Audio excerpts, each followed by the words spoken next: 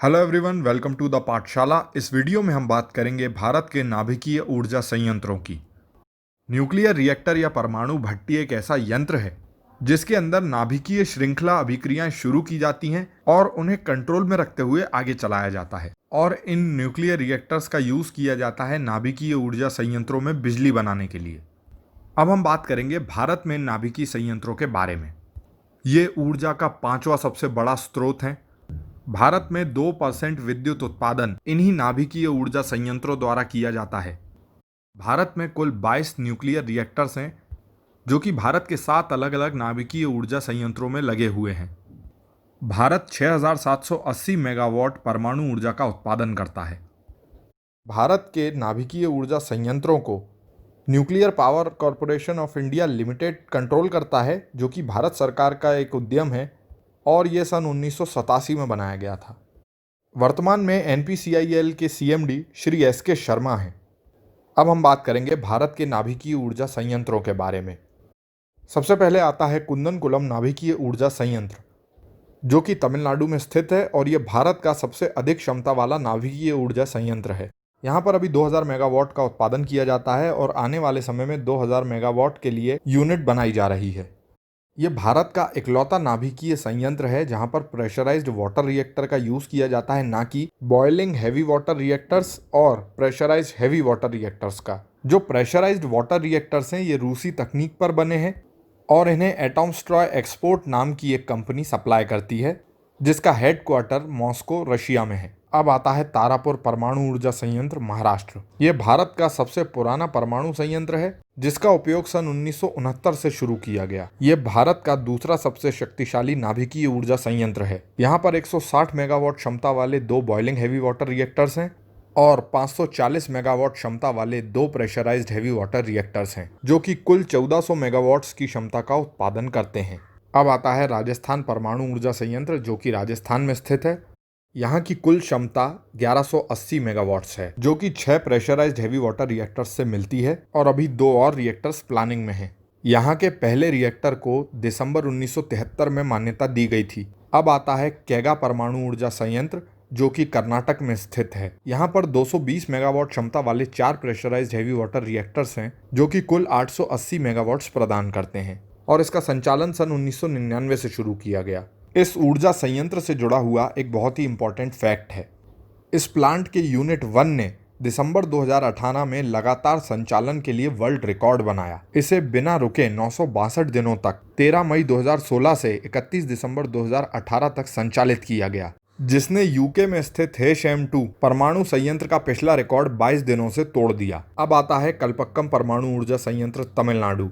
इसे सन 1984 में शुरू किया गया। यहाँ पर 235 मेगावाट्स वाले 2 रिएक्टर हैं और 500 मेगावाट्स का एक और 600 मेगावाट्स के 2 रिएक्टर भविष्य में जोड़े जाएंगे। यहाँ पर प्रोटोटाइप फास्ट ब्रीडर रिएक्टर है, जिसमें से अधिक रेडियोधर्मी अपशिष्ट नहीं निकलते और 70% ज्यादा एनर्जी निकलती है। यह संयंत्र तमिलनाडु में दिसंबर 2016 में आए वर्दा चक्रवात को भी झेल चुका है। अब आता है नरोरा परमाणु ऊर्जा संयंत्र, यूपी। यहाँ पर 2 प्रेशराइज्ड हैवी वाटर रिएक्टर्स हैं जिनकी कुल क्षमता 440 मेगावाट्स है और इन्हें सन 1991 और सन 1992 में लगाया गया था। मई 1993 में यूनिट 1 में आग लग जाने के बाद और यूनिट 2 1 महीने तक अक्रियशील रहने के बाद भी इसे भारत के सबसे सुरक्षित संयंत्रों में से एक माना जाता है और इसे सन 2000 में पर्यावरण प्रबंधन के लिए गोल्डन पीकॉक अवार्ड से भी सम्मानित किया गया। अब आता है काकरापार परमाणु ऊर्जा संयंत्र, गुजरात। यहाँ पर 2 प्रेशराइज्ड हैवी वाटर रिएक्टर्स हैं जो कुल 440 मेगावाट्स की क्षमता प्रदान करते हैं। ये क्रमशः मई 1993 और सितंबर 1945 में लगाए गए थे। सन 1988 में वाटर सिस्टम्स में लीकेज हो जाने के कारण यह प्लांट 66 दिनों तक बंद रहा, लेकिन इसके ठीक होने के बाद जनवरी 2003 में इसे अपनी श्रेणी के सबसे अच्छे प्रेशराइज्ड हैवी वाटर रिएक्टर के खिताब से कैंड्यू कैनेडा ड्यूटेरियन यूरेनियम ओनर्स ग्रुप द्वारा सम्मानित किया गया। सितंबर 2018 में इस संयंत्र का सफलतापूर्वक हार्ट ट्रांसप्लांट किया गया, जिसमें इसके कोर में कूलेंट चैनल्स और फीडर ट्यूब्स को बदला गया। आइए बात करते हैं न्यूक्लियर पावर प्लांट्स और न्यूक्लियर रिएक्टर से जुड़े हुए कुछ इंपॉर्टेंट फैक्ट्स के बारे में। विश्व का सबसे अधिक क्षमता वाला परमाणु संयंत्र है काशिवाज़ाकी कारिबा न्यूक्लियर पावर प्लांट, जो कि जापान के टोक्यो में स्थित है। इसकी शुद्ध क्षमता 7965 मेगावाट्स है। यहाँ पर 7 बॉइलिंग वाटर रिएक्टर्स हैं जिनकी कुल क्षमता 8,212 मेगावाट्स है। न्यूक्लियर रिएक्टर में यूज होने वाले ईंधन है यूरेनियम 235 और प्लूटोनियम 239। भारत में यूरेनियम का भंडार काफी छोटा है और इसलिए यहाँ के परमाणु उद्योगों की ईंधन की पूर्ति के लिए हमें आयात पर निर्भर रहना पड़ता है। सन 1990 से रशिया भारत के लिए परमाणु ईंधन का सबसे बड़ा निर्यातक था, लेकिन सन 2008 में भारत ने कुछ देशों से परमाणु ऊर्जा प्रौद्योगिकी सहयोग पर एक बायलैटरल डील साइन की। ये देश हैं फ्रांस, यूएस, यूके, कनाडा और साउथ कोरिया।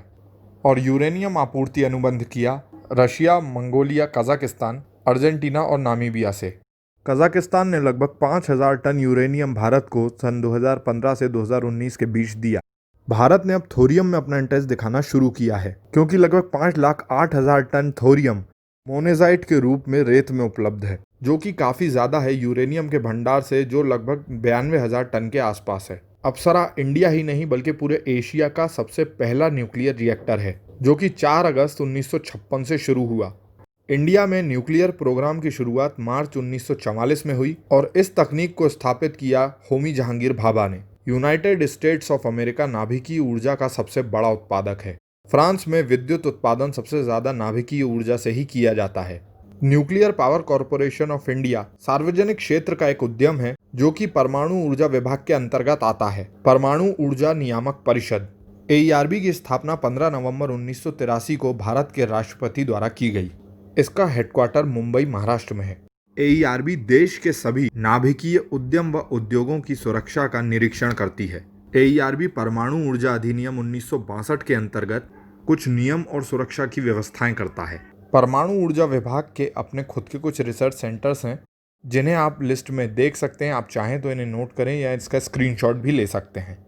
अपने रिसर्च सेंटर्स के अलावा परमाणु ऊर्जा विभाग इन इंस्टीट्यूट्स को भी सहायता प्रदान कर सकता है जिन्हें आप लिस्ट में देख सकते हैं।